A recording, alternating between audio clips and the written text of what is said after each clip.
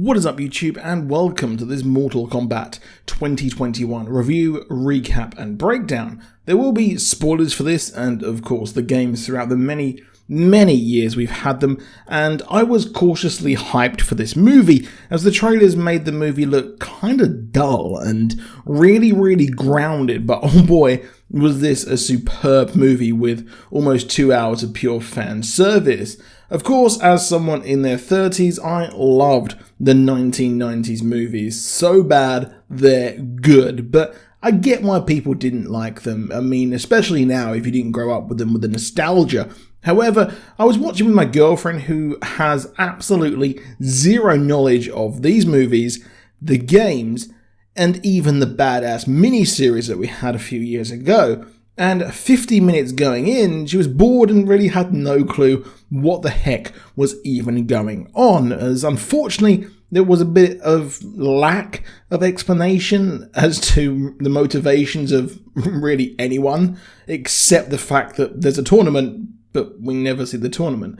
I get that, as instantly I knew Sub-Zero, Scorpion, and where Jax was going, which would be okay, as without the lack of context for people who don't know the movies or the games, and aside from a single black screen with text, that was a bit of a letdown in my eyes. However, the movie starts in 17th century Japan as Hanzo goes to his family and heads back out to grab water for his family and has a small child who luckily survives what is about to happen next.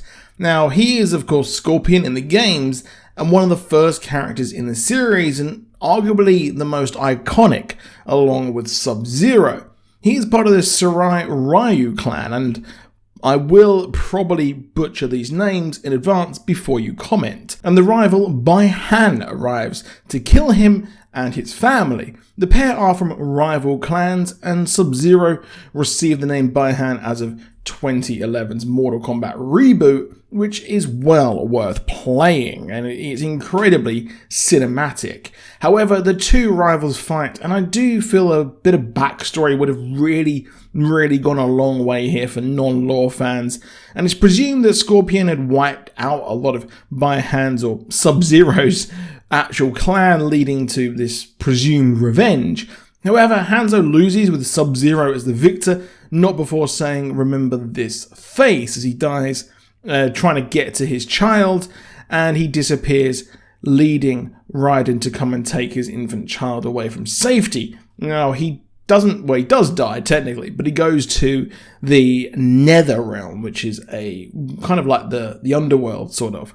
Now, the lack of lore for Raiden really here was a weak point, as Raiden is Earthrealm's protector, and in the first game he actually competed in the tournament after being invited by Shang Tsung, the villain of this movie, the guy who sits on that dope-ass chair. Now, he later tried to stop the Emperor Shao Kahn of the Outworld from taking every soul of Earth. However, this iconic villain was only mentioned in name here. We did see an image of him, and will no doubt be heavily featured in the sequel. Now, they cut to black text, and while stylistic, it was a shame as we learn that Earth is one loss away from Outworld before annihilation, unless the prophecy of Hanzo's bloodline can stop it. Now, there are many realms who fight, and I'm not going to list them all, and it was created by the Elder Gods, so realms can defend against Outworld, clearly, as you can see, the most powerful realm, and there are specific rules, and if in 10 tournaments there is a single winner, well, that realm can, like Outworld, invade the other realm, which is what this is all about, and they didn't really explain all of this very well to people who aren't fans of really the whole entire lore. Of course, as well, you can't kill other realms fighters until the tournament begins, which is of course what Shang Tsung is doing here, as he says the gods are lazy. Yeah, okay then. However, we cut to an entirely new character written for the movie, played by Louis Tan, who is an awesome martial artist and a really good actor. Obviously, he was in Wu Assassins and was notably the understudy, so to speak, in Iron Fist. Now, he knocked it out of the park for this movie. However, I do wonder why not just make Kung Lao and Liu Kang the stars, as they were awesome in this movie. And I'm really gutted that Kung Lao got killed there in the pre-tournament. He has the Mortal Kombat mark, something that means you're invited to the tournament as Cole loses his next MMA fight. Now, it's revealed by Jax that he did actually hold a title in the past, and Jax is superbly played by Mehcad Brooks of the Supergirl show.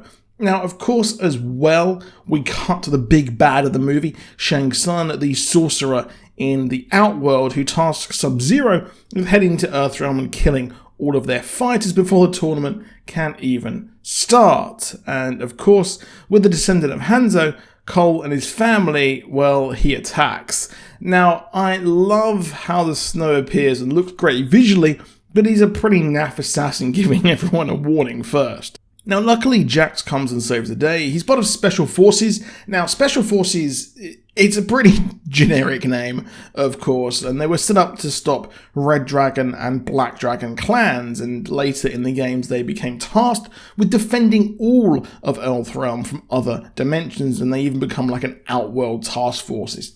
It's very, very complicated, but I would recommend trying out Mortal Kombat 2011, as that's where it pretty much, the whole story reboots. Jax tells Cole to head to a woman called Sonya Blade before he takes on Sub-Zero solo, but gets his arms ripped off for his efforts. Now, in the games he had metal plating, but in MK 2011 he had his arms removed by Ermac, not Sub-Zero. However, we catch up with Shang Tsung, who talks to Melina, who is absolutely terrifying in this instance here.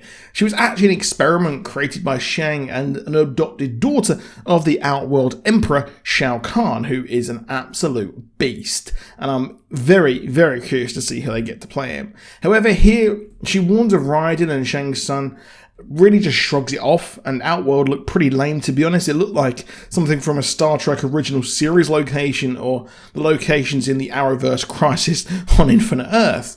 However, the reason for him being so on the front foot is that he does actually need to consume souls to survive, and he has an alliance deal with Shao Kahn, but it's weird we never see him. Now, Cole meets up with Sonya Blade, who is the subordinate of Jax, and her story is wildly different here.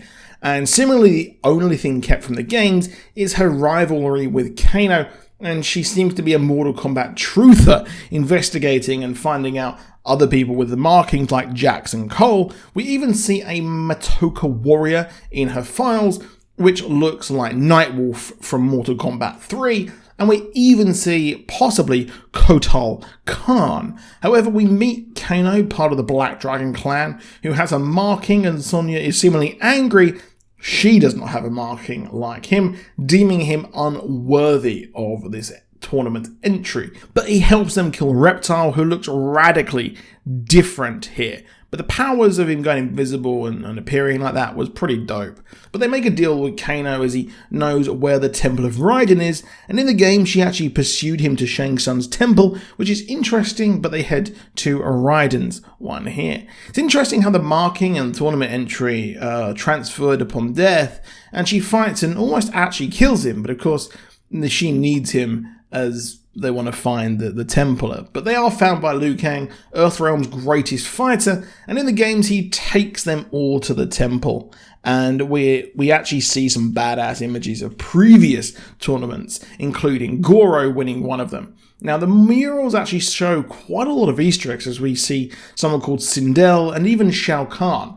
We see Jax, who has been found by the people who tend to the temple, and they meet Raiden, and we even see Kitana's fan, probably one of the most other iconic people, and Kano tries to steal Shinnok's amulet. Shinnok being an elder god, someone Raiden fought way back when and banished him to the Netherrealm. Now suddenly Shang Tsung is actually arriving with his squad at the temple, however Raiden's like, yeah, be gone, and he expels them as Jax is given his metal arms as the fighters train, and Liu Kang fights Kano, which is funny as he keeps sweeping, usually how the fights with that character goes.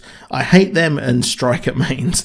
We also have Cole be told that standard combat will only go so far, hinting at the powers that he needs and everyone else has. He needs to unlock his arcana as they have dinner Kano is taunted by Kung Lao and Liu Kang. Kung Lao is an absolute beast until he died. Rest in peace, bro.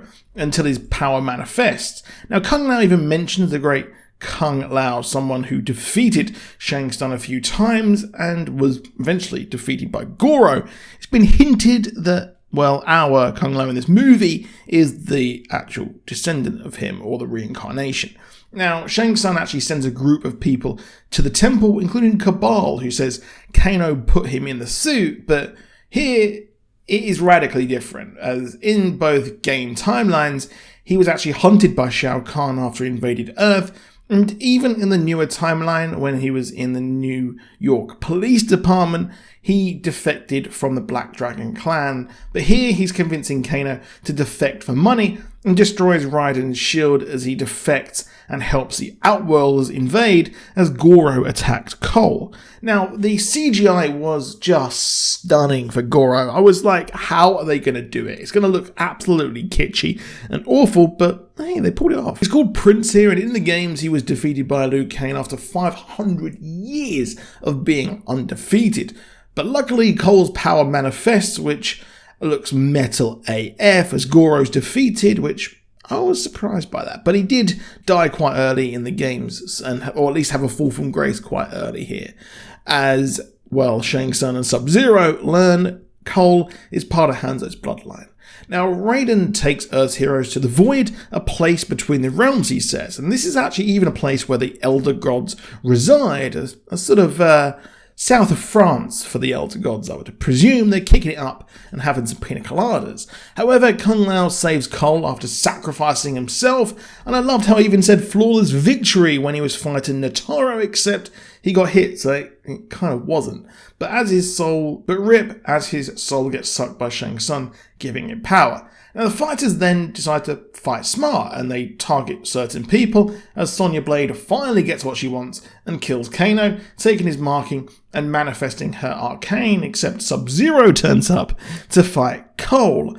But in the most metal moment of a metal AF movie, Cole's blood lands on Hanzo's kunai that he got from Raiden, and Hanzo returns from the Netherrealm, having actually manifested, or at least controlled the powers of the Netherrealm. And in the games, he was actually kind of used to do a lot of things there, but the backstory, the lore gets very murky, so I won't go too much into it. I loved how Hanzo says, "Get over here," to Sub-Zero. Of course, that is the iconic line of his from the games, and they fight together in a stunning fight as Sub-Zero is killed by the now named Scorpion, which he used the Hellfire. However, Shang Tsung confronts them, swearing revenge and doing the usual baddie stuff. Like, this guy didn't even seem dangerous. It was a shame, because I like the actor, but it would have been nice if he had a bit more menace, I guess. But all his fighters are killed, and Raiden now arranges to get a new list of champions, which is where we get the big cliffhanger, and arguably the biggest missing character of Johnny Cage hinted at, as Cole asks, "Who's next?" And we see a Johnny Cage poster, and Cole says he's going to Hollywood. Now, he is an action movie star and firm fan favourite of the franchise. He's very cool, and he even has his daughter in the franchise, Cassie Cage, as well. Clearly, the sequel is going to head there, and we're going to get more fighters as well. But that is it for this video. Please do drop a like down below. Please do subscribe with notifications on, and I will hopefully be back on Monday for the Nevers. That is up in the air because I have an emergency appointment with my son, which we have to go to. So, of course, family life always comes first. But Tuesday, I will be possibly doing a deleted scenes and deleted storylines video of Falcon and the Winter Soldier. But in the meantime, I hope you have a great day. I hope you have a great evening and the rest of your weekend. And I'll see you soon, and goodbye.